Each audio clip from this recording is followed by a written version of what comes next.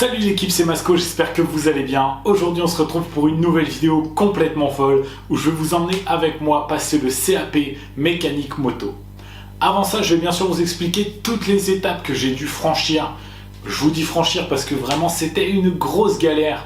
Rien que pour l'inscription et tout, ça a été tout juste niveau timing. Parce qu'en fait pour l'inscription, il faut s'inscrire genre 6 ou 7 mois à l'avance pour passer le CAP au mois de juin et avoir les résultats en juillet. Du coup c'était vraiment galère, mais je vais vous expliquer tout ça dans cette vidéo. Donc du coup la famille, si vous aussi voulez passer un CAP en candidat libre, vous devez déjà vous inscrire auprès de l'académie de votre département ou de votre région. Et franchement déjà là c'est une grosse galère. Tout simplement parce que pour passer le CAP au mois de juin, moi j'ai dû m'inscrire au mois d'octobre 2022 pour passer en juin 2023. Donc il faut prévoir le coup grave à l'avance. Et en fait, si tu le sais pas, tu vas avoir 3-4 mois avant. Et en fait, tu te rends compte que tu peux plus t'inscrire. Les inscriptions sont closes. Moi, ça fait déjà 2 ans que j'ai cette idée en tête. Et la première année, en fait, j'ai loupé le coche des inscriptions. Du coup, il me disait qu'il fallait que je m'inscrive en octobre pour la session de juin 2023. Et c'est pour ça qu'en fait, c'est un peu galère. Parce que si tu t'y prends pas au bon moment, tout simplement, tu vas attendre 1 an et demi pour passer ton CAP.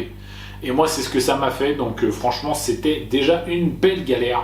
Ensuite, tu vas rester du mois d'octobre au mois de mai quasiment sans information.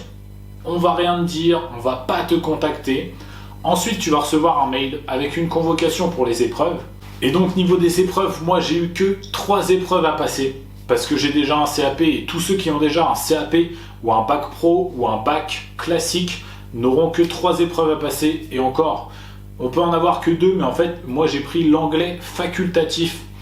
Je me démerde pas trop mal en anglais au niveau de la présentation, se présenter et tout. Et du coup, je me suis dit, pourquoi pas prendre l'anglais, c'est toujours des points à grappiller. Du coup, j'ai pris l'anglais et du coup, j'ai eu épreuve d'anglais et 2 épreuves de mécanique en atelier à peu près 5 jours d'intervalle. Mais les épreuves de mécanique en atelier, c'est pareil. Ils te disent, viens tel jour à telle heure et c'est tout. Tu vois, je peux me pointer comme ça si je veux, un petit t-shirt maxi scoot, un petit short et c'est tout. Alors qu'en fait, il faut venir avec des chaussures de sécurité, des gants, une cotte et avec les outils. Parce qu'en fait, moi, j'ai appelé le CFA où je devais passer le CAP mécanique moto.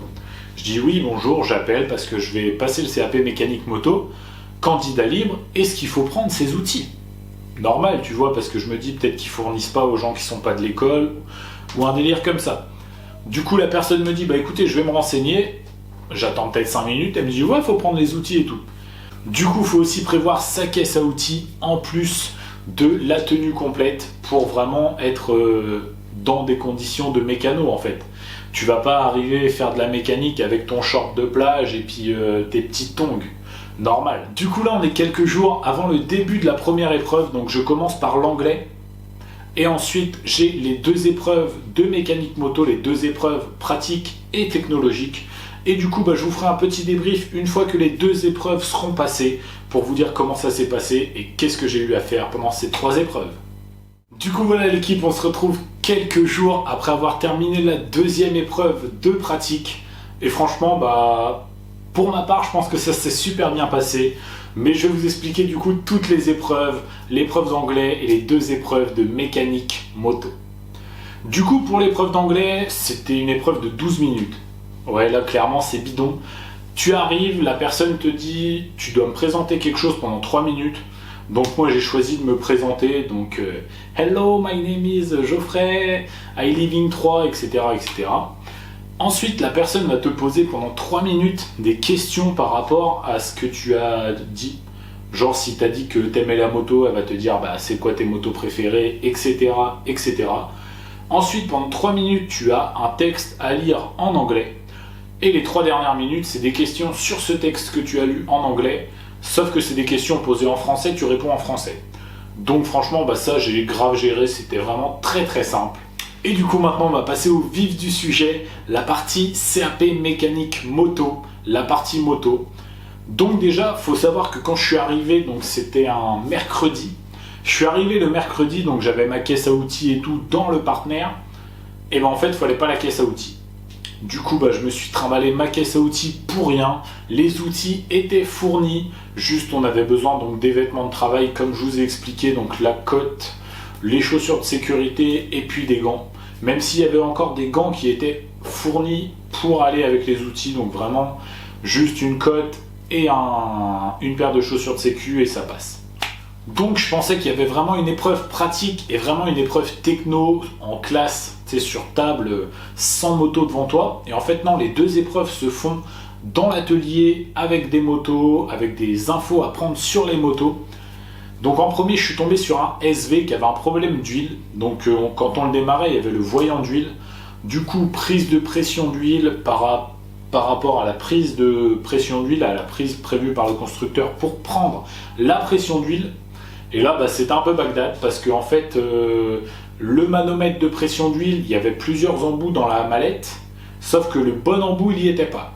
Du coup, l'examinateur a dû aller chercher une autre mallette côté mécanique voiture pour essayer de trouver le bon embout et tout. Au final, on s'est rendu compte que le manomètre ne fonctionnait pas. Du coup, il m'a dit, bah écoute, mec, que les valeurs étaient bonnes, et puis voilà. Du coup, en fait, toutes mes manips, elles ont servi un peu à rien. Mais bon, ensuite, il y avait toute une partie, faire attention, bah, tu sais, prévention des risques. Donc avec la cotte, ce que ça protège et machin, les chaussures de sécurité. Pareil par rapport à la moto. Du coup, ça, j'ai plutôt bien géré, j'ai mis ce qui me semblait logique au final. Ensuite, il y avait une vue éclatée d'un filtre à huile, donc avec les différentes parties du filtre à huile, le sens de l'huile dans le filtre à huile. Et ça, c'est pareil, bah, toute la légende était notée de 1 à 6 et tu avais juste à mettre les petits numéros dans les bulles. Donc ça, c'était plutôt très simple. Bien sûr, il y avait aussi une fiche client à remplir comme si tu recevais la moto du client avec le kilométrage, le modèle, la plaque d'immatriculation, le numéro de châssis, etc. Toute une fiche comme ça à remplir. Et puis bah, pour la matinée, c'était à peu près tout. Ça s'est passé vraiment vite. Et on a vraiment du temps, on a 4 heures par session. Et franchement, bah, on est sorti au bout de 3 heures. Parce qu'en fait, j'ai passé le CAP avec 3 personnes. On était 4 dans l'atelier en gros. Et t'as 4 heures. La première matinée, on était 3 à sortir 1 heure avant la fin. Et le dernier, il est sorti vraiment au bout. C'est même les examinateurs qui lui ont dit, allez, hop hop hop, ça dégage limite. Et du coup, pour la deuxième épreuve, donc l'après-midi, ça s'est passé le matin. Et l'après-midi, la deuxième épreuve, je suis tombé sur une XJ6. Coup du sort, sauf que c'était pas du tout la même que moi. C'était les anciennes versions, les vieilles versions à carbu. Et là, en fait, je devais démonter toute la partie embrayage avec un contrôle de l'épaisseur de chaque disque d'embrayage, épaisseur des disques garnis, épaisseur des disques lisses, contrôle de la cloche, de la noix d'embrayage. J'avais le manuel constructeur, du coup je devais reprendre les mesures que le constructeur donnait, vérifier par rapport à mes mesures si mon embrayage était mort ou pas. Je devais faire attention s'il y avait de l'huile ou pas d'huile dans le moteur avant de démonter l'embrayage, parce que sinon bah, tu sors le carter et puis tu prends tout sur toi. J'avais aussi, bah, comme d'hab, la fiche client à remplir, donc la fiche avec toutes les informations sur la moto, numéro de châssis, année du modèle, marque, immatriculation, toute une fiche client comme si on était dans un atelier moto classique.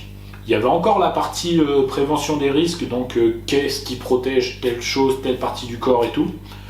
Donc là j'ai remis à peu près pareil, je me suis dit c'est bizarre que ça me demande à peu près pareil, mais je savais pas trop quoi mettre d'autre.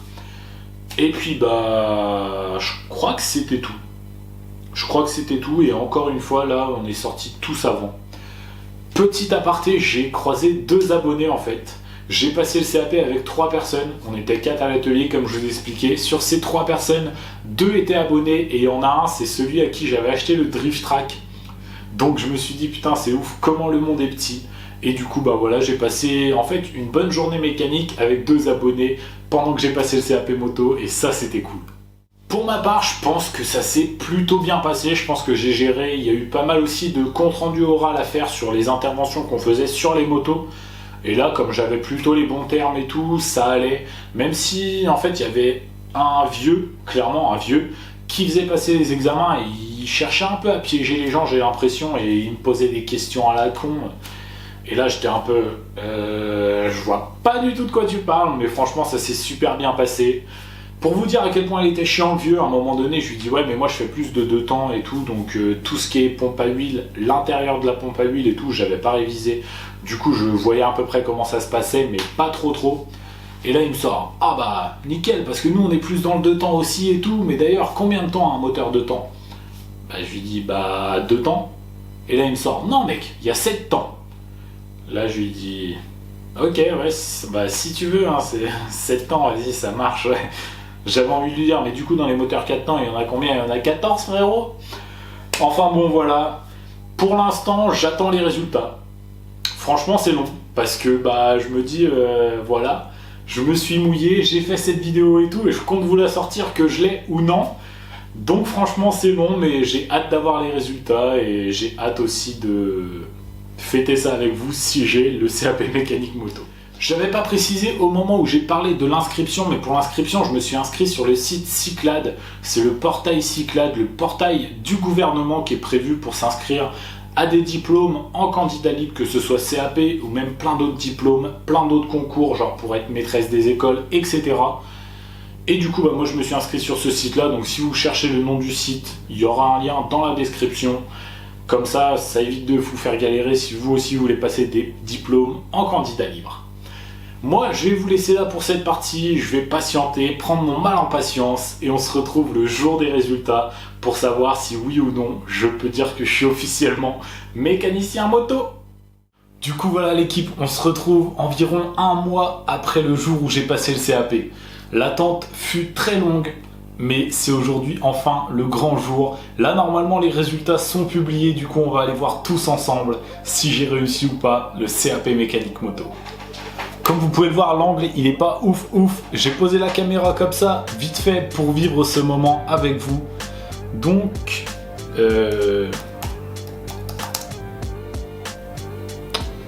bon, on va retourner sur Google. Pour l'instant, je galère, la famille.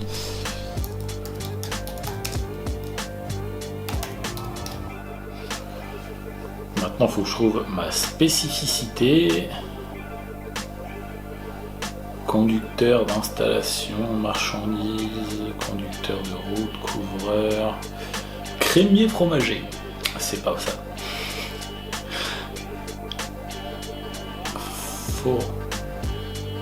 Ferronnier d'art, fleuriste, installateur de froid et conditionneur d'air. Maintenance des matériels option A agricole, maintenance des matériels option B espace vert. Véhicule, motocyclette. Donc là normalement c'est là. Yes, la famille. Je suis admis. Ah là là, ça fait plaisir. C'est bien, comme je suis deuxième dans la liste des prénoms, j'ai tout de suite vu mon prénom. Ah putain, je suis content l'équipe. Franchement, la famille, croyez en vos rêves. Vous voyez, je me suis dit, ah, peut-être qu'après 10 ans de mécanique, de galérien, tout seul dans mon garage, le CAP était à ma portée. Et là, je suis admis. Ah là là, je suis trop content. Ah là là. Un grand merci à tous ceux qui me suivent l'équipe. Tout ça aussi, c'est grâce à vous. Vous me permettez d'avoir des moyens pour acheter des motos, pour les refaire, pour apprendre et approfondir mes connaissances en mécanique. Donc ce CAP c'est le mien, mais c'est aussi de votre équipe. Franchement vous êtes les meilleurs, j'ai la meilleure commune dans le monde de la bécane. Franchement je vous kiffe. Un grand merci à tous. J'ai les larmes aux yeux, c'est un truc de malade. Si jamais vous avez besoin de plus d'informations, si vous aussi voulez vous lancer dans une épreuve comme ça, un CAP ou un examen, n'hésitez pas à me mettre des questions en commentaire. Comme d'habitude je répondrai à tous les commentaires. On va malheureusement se quitter là parce qu'en fait le diplôme va falloir que j'aille le chercher directement au siège de l'académie, donc je pourrais pas vous présenter mon diplôme en bonne et due forme, malheureusement je l'aurai que dans quelques temps. Mais comme d'habitude, si la vidéo vous a plu, n'hésitez pas à mettre votre plus beau pouce bleu. Et de toute façon, mettez votre plus beau pouce bleu en guise de félicitations parce que j'ai réussi le CAP mécanique moto. N'hésitez pas à mettre un petit commentaire pour me féliciter, ça me fera extrêmement plaisir. Et si vous n'êtes pas encore abonné, c'est le moment de le faire. Et n'oubliez pas d'activer la cloche pour avoir une notif dès que je sors une nouvelle vidéo. Moi je vous dis à la semaine prochaine, c'était Masco, salut!